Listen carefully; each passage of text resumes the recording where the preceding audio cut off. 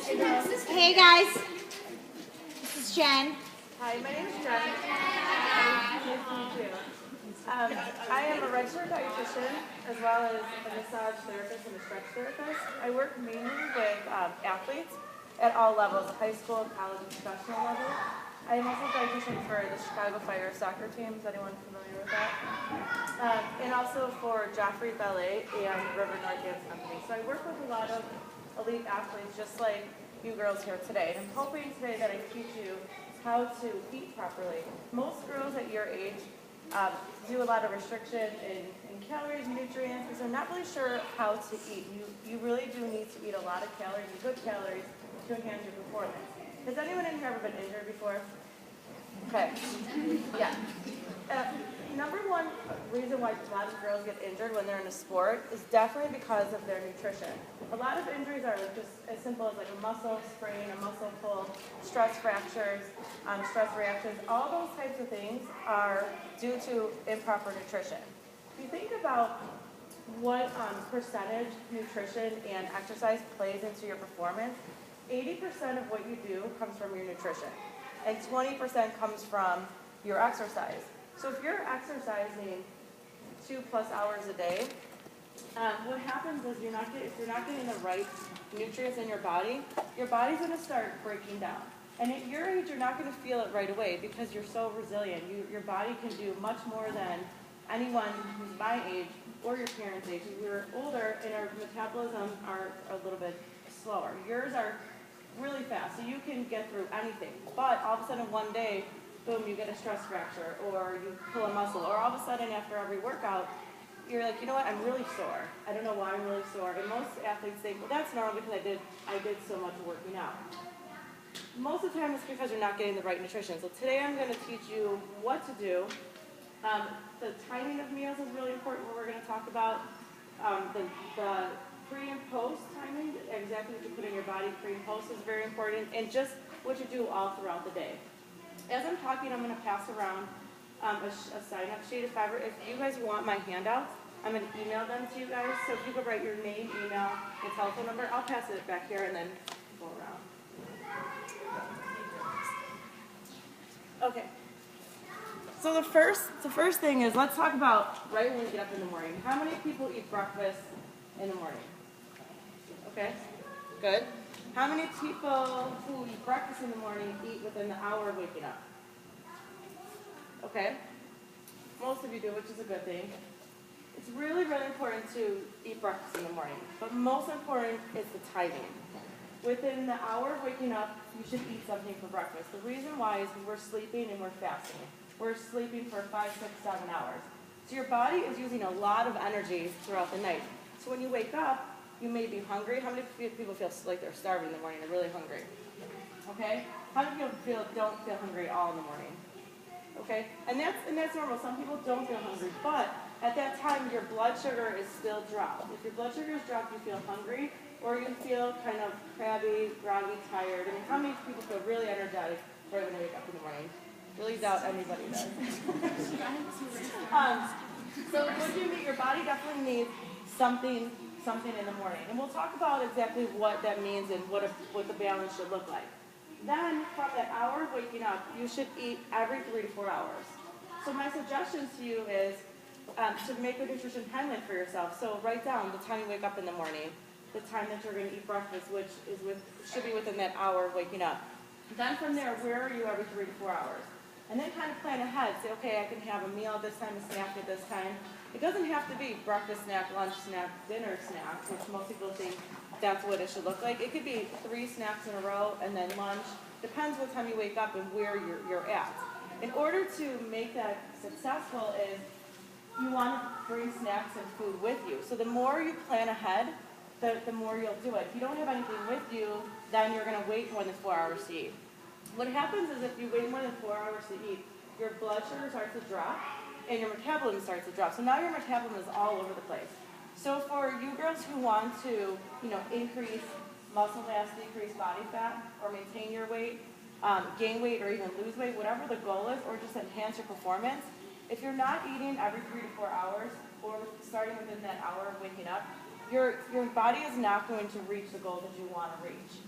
And a lot of times my athletes say, I really just want to gain healthy lean muscle mass. And they're like, it's so hard to do that. And then I look at what they're doing throughout the day. There's big gaps of 4, 5, 6 hours that they're not eating. And they're eating healthy, but they're just not, the timing of meals is off. So if you're going to change one thing in your lifestyle, I would do the nutrition timeline. Make yourself a nutrition timeline and see where you are every 3 to 4 hours. Now Monday through Friday, I'm assuming it's pretty typical, the same type of schedule, correct? Saturday and Sundays would be a little more off, a little more flexible, where you're doing different things. Those days, make a different nutrition timeline for yourself, because you may wake up a little bit later, I'm assuming, those days, or it could be earlier. So just kind of make yourself that timeline so you can make sure that your metabolism is working really well. Second thing is getting a good balance in your meals and snacks. You can be a phenomenal athlete if you get the timing of meals in and be injury-free, also with the balance of meals. So what should your balance look like? If you think about your plate, you should have a third of your plate, so a small percentage would be a healthy grain. We'll talk about what that can be in a second. The other third of your plate should be a lean protein. Now for anybody in here who's a vegan or vegetarian, it doesn't have to be meat. It can be a plant source of protein as well, which we'll talk about those sources in a second. Then more than half of your plate should be colors, so fruits and or vegetables. What I tell a lot of my athletes is, lunch and dinner is probably when you can get a lot more vegetables. Breakfast, how many people have vegetables for breakfast? Don't know too many people. So at that point, you want to have a fruit instead of a vegetable. And then lunch and dinner, get in your vegetables or your snacks as well.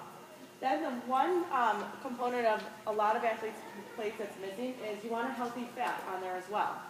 A lot of athletes decrease their carbs and their fats in their diet because they think it slows them down or they think they're going to gain weight from that. Actually, it helps reach your goals.